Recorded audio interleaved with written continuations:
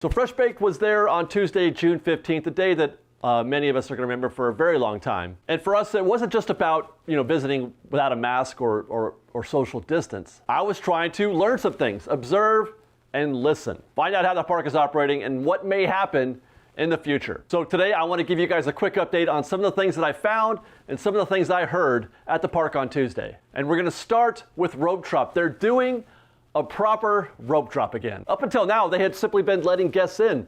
No rope, no ceremony at all. But as of Tuesday and since then, they have been doing a proper rope drop just as they did before, with crowds forming at the entrance, to each of the lands.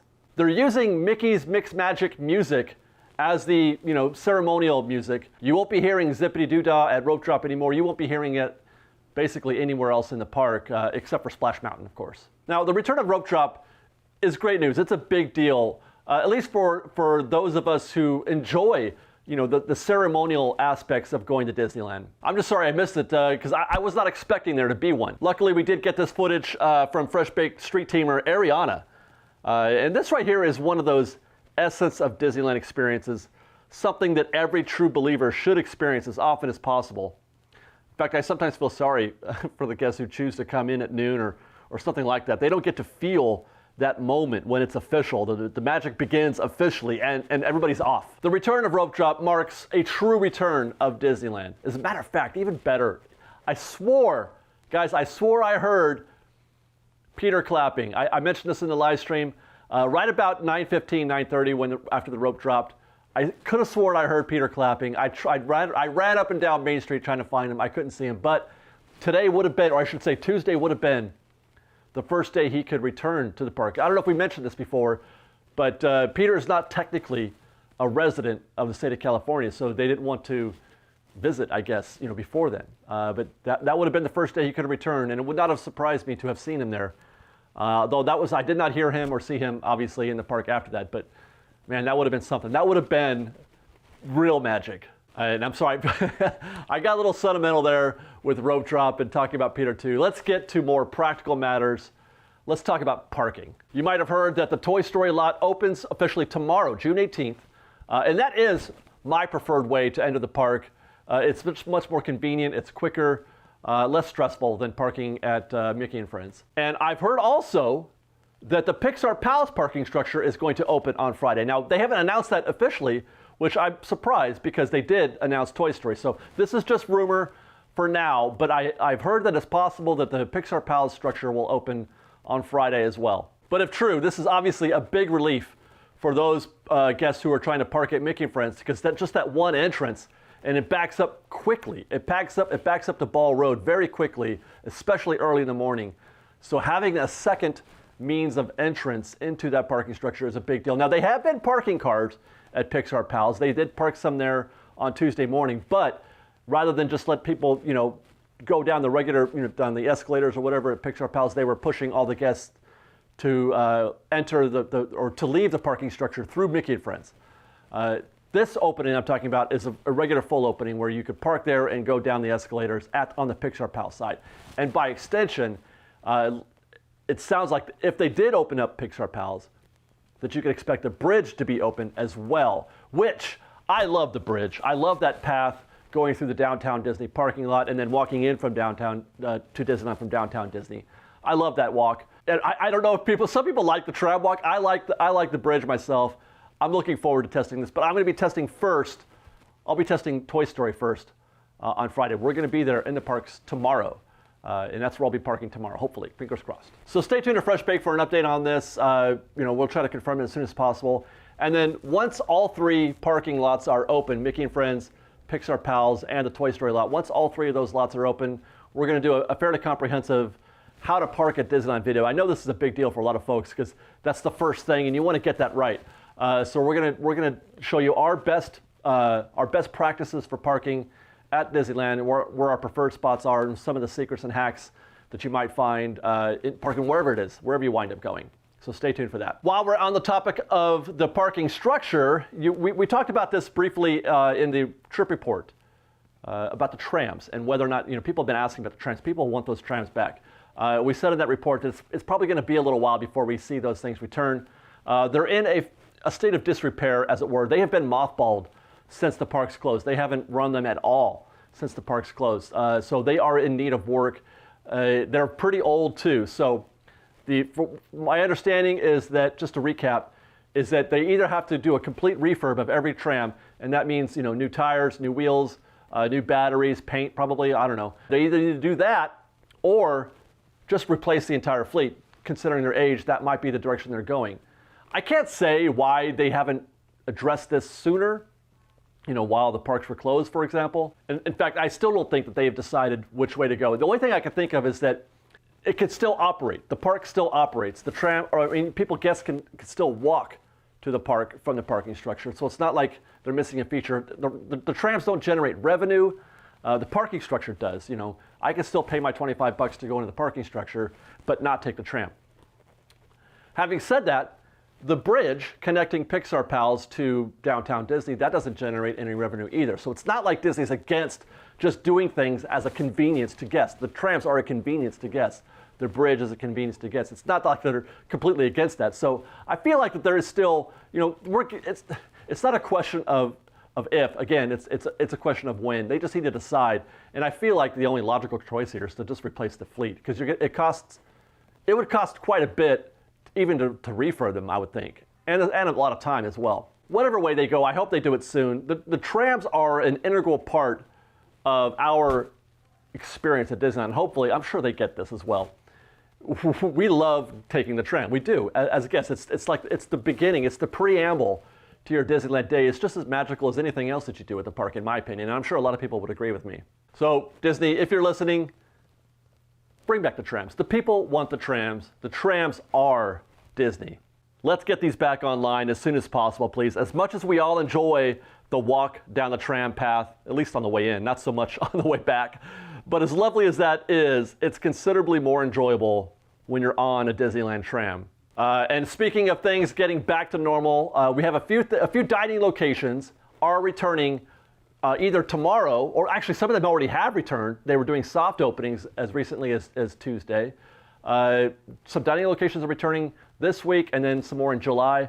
This week we got the return of the Tiki Juice Bar, Pizza Planet, Rancho del Zocalo, Docking Bay 7, Oga's Cantina, Maurice's Treats, I'm looking forward to that, Edelweiss Snacks, Edelweiss, Paradise Garden Grill, and the Wine Country Trattoria. And then on July 1st, we should see the return of Hungry Bear, Harbor Galley, Corn Dog Castle, Schmoozies, and the Lucky Fortune Cookery. And then on July 2nd, we get Trader Sam's and Tangaroa Terrace. Still don't know what's going on. No mention anywhere of Carnation Cafe at Disneyland or Boardwalk Pizza and Pasta at DCA. I'm a little worried. Why? All these things coming back, and they're still closed, these two locations. And these are important dining locations at the park. I need to hear something on this. It's strange how silent things have been. Okay, so back on the streets of Disneyland, specifically the Rivers of America and that path along the rivers. One of the operational decisions that Disney made in order to increase capacity for people to be able to sit down and eat was to add tables along that path, along the Rivers of America path, and then anywhere else where they could fit them, for example, in New Orleans Square and in some other places too. But really, most notably, it was on the rivers. It is my understanding that those are going to stay. They're going to keep those tables there for the foreseeable future. There's no specific timetable as of now. It could be as long as it takes for them to get Fantasmic back online. And that's going to be 3 to 6 months probably before we see Fantasmic. So we could see those tables there. Obviously, when Fantasmic comes back, those tables got to go. And this has really been a surprisingly enjoyable thing, a thing that I didn't know that I needed. Being able to have a meal, sit down and eat right there on the river with that river traffic going on behind you, soon to include the Davy Crockett canoes.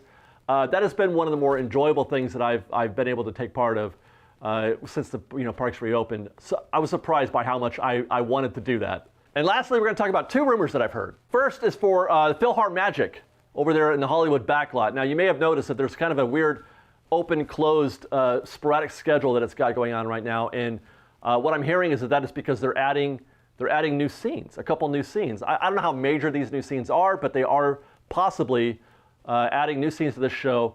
I've only seen it a couple times, so I can't even say. I wouldn't know if they were new if I were to go watch it right now. I'll let you guys be the judge. Some people out there are big Philhar Magic fans. I'm not a big fan of going to see a movie at Disneyland, but anyway, stay tuned for that. Stay tuned to Fresh Baked. We'll be sure to check out as soon as that schedule gets up to a full, open full time. We'll go and check out the Philhar Magic to see what new scenes might have been added, and report back to you guys. And then the second rumor is regarding Halloween. Now, I've been saying for a little while now that it doesn't look good for Oogie Boogie. If they were going to tell us anything, we would have known about it by now. They would have said something by now, just like they said, I don't know, a month ago about Boo Bash. They're already selling tickets for Boo Bash at Walt Disney World. But I heard one rumor that suggested that the Halloween party might be on. The Halloween parade that features Ichabod and the Headless Horseman and some of the coolest floats that you'll ever see in a parade. And great performances like the Gravediggers from Haunted Mansion. And I do feel pretty good about that. I think that might actually happen. But now I'm hearing that it's maybe not too late for Oogie Boogie Bash, that the odds of it coming back are better than I had thought. Obviously, we're in the rumors and speculation phase of this discussion,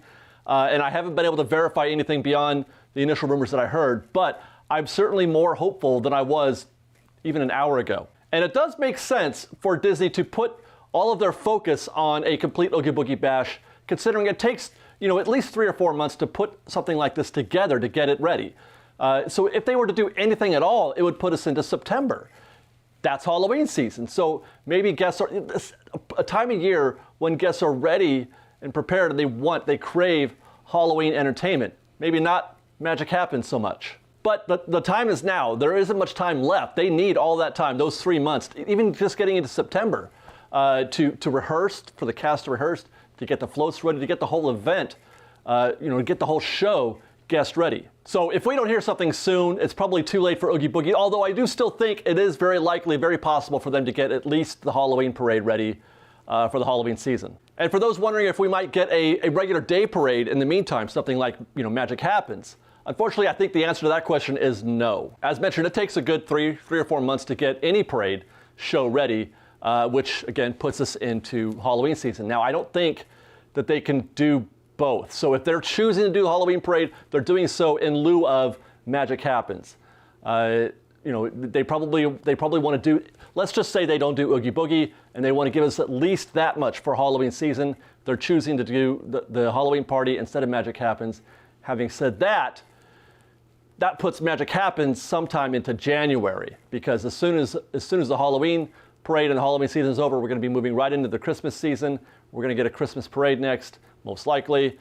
So yeah, the earliest we're probably going to see Magic Happens, if any of this plays out the way I'm talking about, the earliest we see Magic Happens is probably in January. Again, all of this is rumor only, but the logic is sound. The logic is good. If you're going to go for the Halloween parade, it's not that big of a leap to go all the way to Oogie Boogie, and perhaps they can even make it more possible if they do kind of an Oogie Boogie light.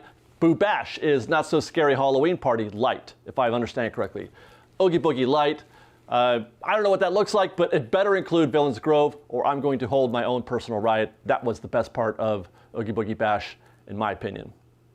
And that's it for now, guys. Thanks to our Fresh Baked Street team out there. You guys have been showing up huge. I'm so very grateful for all the input that we've been getting from folks who are in the parks. If you're in the park and you see something that you want to share with us that you think we might be interested in, or our viewers might be interested in, take a picture, shoot a video with your camera or something like that, send it to me at david@freshbakedisney.com. If you can't do that, tell me a story. Tell me what you saw. If you hear anything on the ground or anything like that, let us know.